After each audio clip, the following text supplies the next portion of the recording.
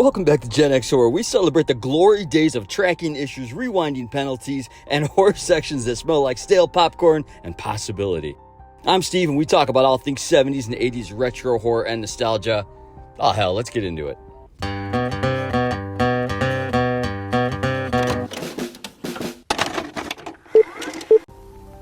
"1967. Doctors and scientists predicted it. Blue sunshine." Man, picture this, gang. You're flipping through the horror section in 1984 and you see this title with the trippy cover art that looks like it belongs in a PSA about drugs. You take it home thinking it's going to be some cheesy hippie horror, but what you get is way more paranoid and disturbing than you bargained for. And if that isn't how you stumbled across this one, it 100% could have been in 1981 as part of Elvira's movie Macabre, where it was also showcased. We're talking about 1977's Blue Sunshine, and this follows a genuinely terrifying premise. People who took a specific batch of LSD called Blue Sunshine at Stanford back in the 1960s are now, a decade later, suddenly losing all their hair and transforming into emotionless, murderous psychopaths who attack without warning. Jerry, played by Zalman King, who'd later direct softcore thrillers in the 90s, witnesses his friends go full chrome dome and murder a bunch of people at a party, then spends the rest of the film trying to convince everyone he's not the actual killer, while more bald killers pop up just everywhere. Director Jeff Lieberman shot this on a shoestring budget of about $500,000, but created something that feels like a nightmare version of a 70s TV movie with that, that grainy film stock and this disco score that makes everything feel just slightly off kilter and wrong. The street that was used for the O'Malley's neighborhood would later be the same street used for A Nightmare on Elm Street in 1984. Let's talk about the reviews, man. My favorite 10 out of 10 goes like this. An unlucky and situationally inept empath tries to solve the bald murders committed by people who relatably can't stand noise in this sweaty 70s movie where everyone loves to shout. I get that. Here's a 1 out of 10 that brings the depth of the film home. What happened in this person's life that he would beg an audience on his hands and knees for them to be afraid of bald people? And all my bald brothers out there can attest to that. The film's paranoid energy taps into that post-Manson, post-Jonestown anxiety about what people might be capable of, wrapped up in a your past will literally catch up with you and make you kill people package that's absurd and unnerving throughout the whole movie. Plus, those bald cap effects still look creepy as hell.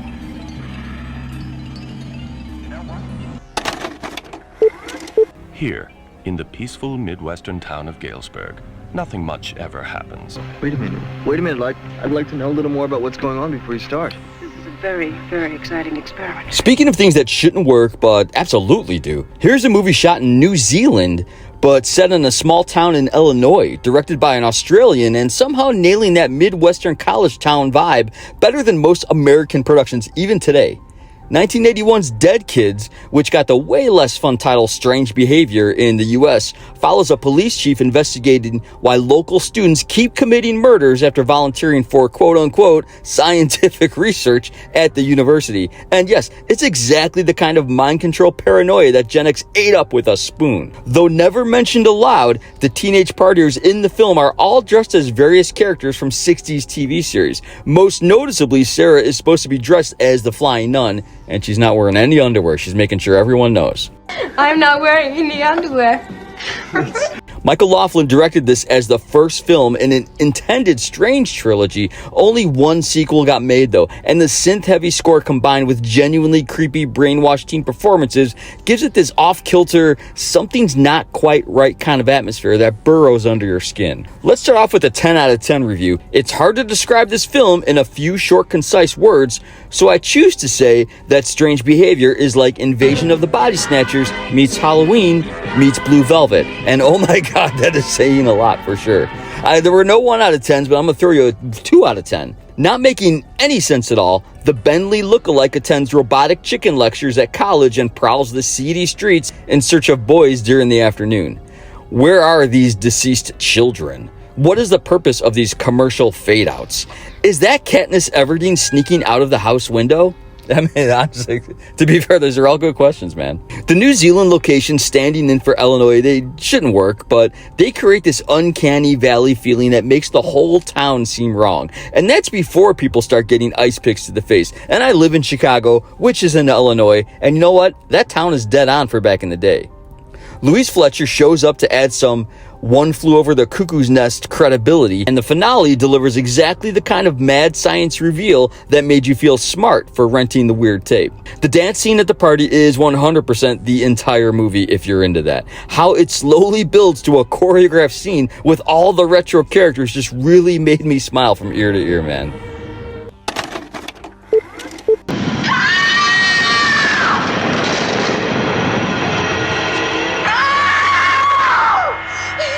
Right when you thought every creaky old building horror movie had been made, Australia slammed their Foster's Lager down next to the Barbie and delivered this gorgeous, genuinely unsettling slow burn set in a retirement home that definitely has secrets in the walls. An earlier draft of the script was more of a black comedy, but we are grateful. And man, are we grateful they went in this direction for sure. Jackie Kieran stars as a woman who inherits her mother's rest home and starts noticing that residents keep dying under suspicious circumstances, and honestly that seems to be every retirement home. But director Tony Williams shoots it less like a slasher and more like a waking nightmare, with long Steadicam glides through shadowy hallways that make you feel like you're floating through someone else's bad dream. And honestly, the camera work and mood in this is really brilliant, and a lot of it was groundbreaking for its time. The film was shot in about 50 days, and it sat unreleased in the States for years before finding its audience on VHS. And those incredible dream sequences, man, they blur the line between memory, premonition, and even reality. They're the kind of thing that makes late-night viewers like us rewind to make sure we saw what we thought we saw. For the reviews, I'm going to throw a 10 out of 10 out there. Real suspense instead of blood, and real storytelling instead of needless sex, violence, and gore, which seem to be the driving force behind so many horror films today. Yes, Hollywood, I'm looking at you. Look, I'm looking for that. So, let's be cool. That's all good stuff. Now I'm going to throw a 1 out of 10, which is the exact opposite. I can't believe what I'm reading in these reviews. Leaving aside the cinematic reviews, for which I'm not qualified to judge. Look, none of us are. I'd say this effort was turgid. And I'm going to have to look that word up myself. The acting abysmal, I know what that means. I'd expect better from the local dramatic society. A nothing burger of a story with an appropriate dialogue and the obligatory sex nude scene thrown in, which our 10 out of 10 reviewer said didn't really exist. Well, needless. They said needless sex. Maybe that was needed. Anyway, Williams clearly studied his giallo and gothic horror homework, but he applies those techniques in a uniquely Australian way, creating something that feels both familiar and a little alien at the same time. And the finale? Man, once it kicks in, all that patient atmosphere pays off with a violent clarity that justified every slow burn minute you invested. It was a time of witchcraft, of hangings, of horror.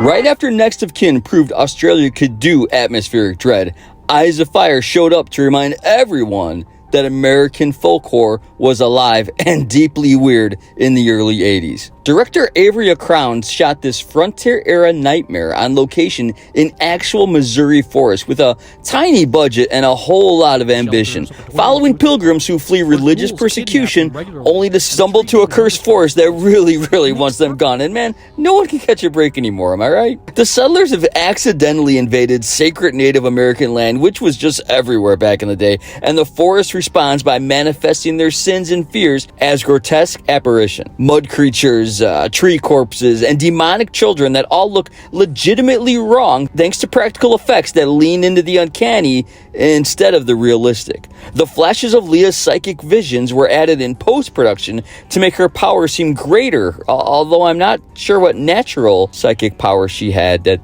they needed to enhance that, but I'm not going to judge. Let's talk about the reviews. We got a 10 out of 10. I'm glad some posters like this movie, but it's really hard to describe or summarize. It's as much an art film as a horror film, and I don't mean that in a bad way at all. I think the movie's great. If you like it at all, you might want to go for the set that has the longer version, the one on Blu-ray. Yes, I see the influence on the Blair Witch Project, but also David Lynch's Twin Peaks reboot. I think it's best to come to this cold, really spoiler-free. And that's a pretty thoughtful 10 out of 10. There were a good amount of 1 out of 10s. I remembered seeing this when I was a kid, and it scared the crap out of me. I still remember somewhat vividly some of the scenes going back nearly 30 years later. I was thinking that it might be good to watch again for Halloween. I thought wrong. That's fair. The whole thing unfolds with this dreamlike loose logic where cause and effect gets super fuzzy. Time seems negotiable and you're never quite sure what's real versus what's spiritual punishment, which made it perfect viewing for those late night sessions where you were too committed to turn it off, but increasingly unsure what the hell you were even watching. Despite, or honestly because of it, its limited budget and distribution, Eyes of Fire developed this weird cult reputation among VHS traders who'd whisper about the weird forest movie like they were sharing forbidden knowledge. And honestly, man, they were not entirely wrong with this one.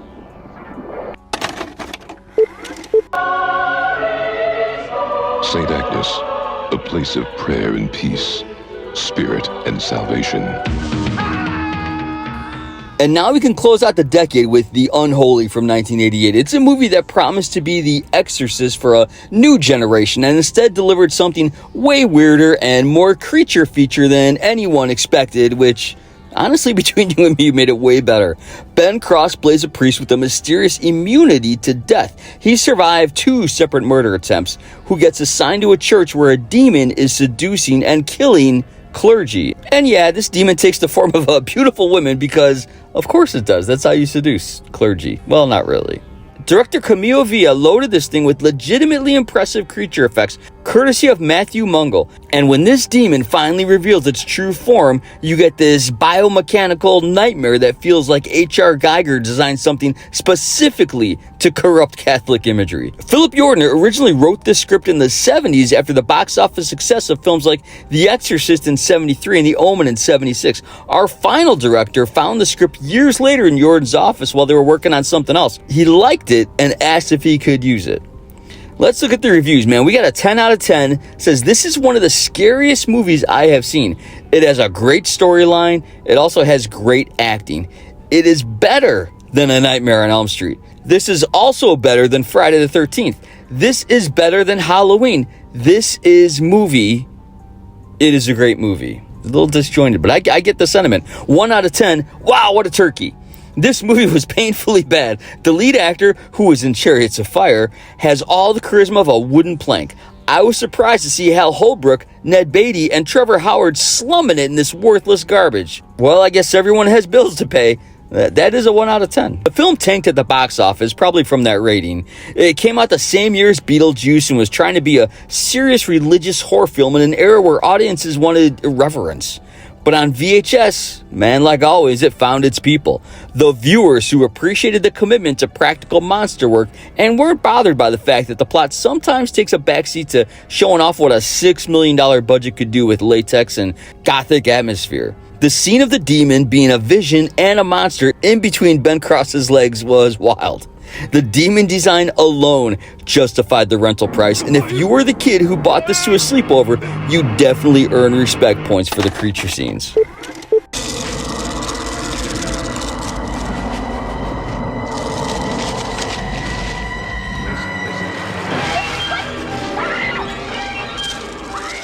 Right, so same year as Next of Kin, 1982, we've got this deeply strange erotic thriller that somehow ended up in horror sections because nobody knew where else to put it. 1982's Double Exposure stars Michael Callan as a fashion photographer who starts having vivid, disturbing dreams about murdering the models he works with. Then he wakes up to discover those same models are actually being killed in real life exactly the way he dreamt it. So naturally he thinks he's either going insane or he's a murderer with amnesia, neither of which is great for business, to be fair.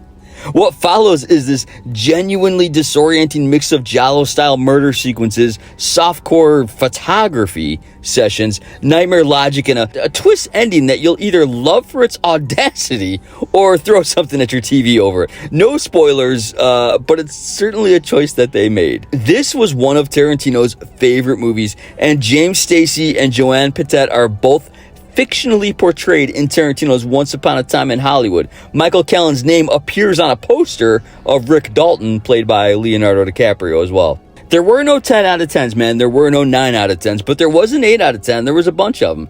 This is a much more solid B-movie production than I was expecting. It's kind of an American giallo slasher combined with some De Palma flair. It has a very good pace and some surprising set pieces and deserves a much better recognition, like a kind of Peeping Tom on coke. I get that. And here's the thing, there were no 1 out of 10s and there were no 2 out of 10s. There was a 3 out of 10, so everyone's meeting in the middle here. Overdone, not very good thriller, has enough nudity and violence to get an R rating, but not enough good material to engender any real interest. This is best described as a sort of movie that gave the cable channel Cinemax the alternate name of Skinemax. Man, you and I know about Skinemax. I really can't see the point of watching this unless you need to see every sleazy thriller out there. And you know what? I do need to see every sleazy thriller out there. Add this to the list. Director William Hillman, coolest name ever, shoots this thing with a sleazy 80s glamour that feels like flipping through a Playboy while someone describes a murder to you, complete with a discotheque kind of score that sounds like it's trying to be John Carpenter but got lost on the way to a Cinemax late night movie. Hence the Skinemax rating for sure. The film features early work from Joanne Patet and Pamela Hensley, plus James Stacey in one of his first roles after his tragic motorcycle accident that cost him, literally, an arm and a leg. His performance actually grounds some of the more outlandish elements. This is the kind of movie that probably scandalized someone's parents when they discovered their teenager rented it, existing in that weird space between horror, thriller, and why is this happening? And while it's definitely rough around the edges, there's something compelling about its commitment to its increasingly bonkers premise. Man, just 5 certified obscurities that prove the best horror education didn't come from the new release wall, but from digging through the weird imports and forgotten oddities that somehow made it onto VHS. What titles do you have spinning in your head that no one else seems to remember? Drop your recommendations in the comments. I know there's some deep cuts out there that most have never even heard of. Thanks for watching all, man. I love you. And as always, stay cool.